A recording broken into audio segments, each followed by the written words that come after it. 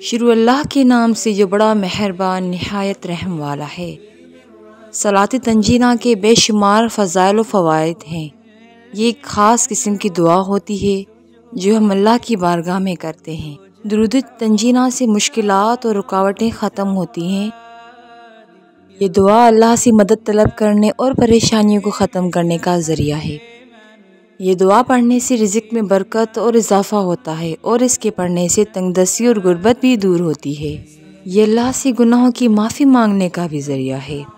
اس کے پڑھنے سے دل کو سکون اور اطمینان ملتا ہے اور اللہ کی قربت بھی نصیب ہوتی ہے۔ یہ کسی خاص حاجت کے لیے بھی بہت کارآمد وظیفہ ہے۔ درود تنجینہ سے ہمیں بیماریوں سے شفا بھی مل سکتی ہے، بشرطے خاص نیت سے اللہ سے دعا کرے۔ جب انسان کسی مشکل میں گرفتار ہو تو اس درود تنجینہ پڑھ کر اللہ سے مدد طلب کرے۔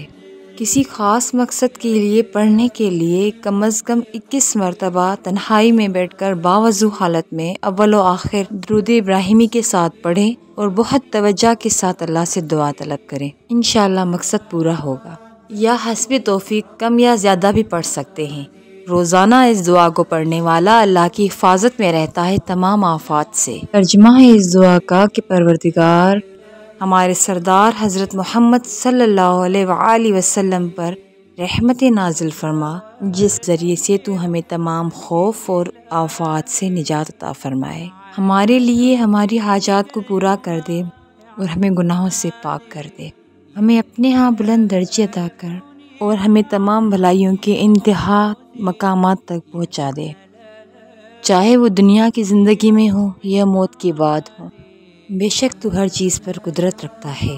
پروردگار ہماری ہر دعا کو قبول فرما اور ہمیں اپنی رحمت سے نواز دے، آمین۔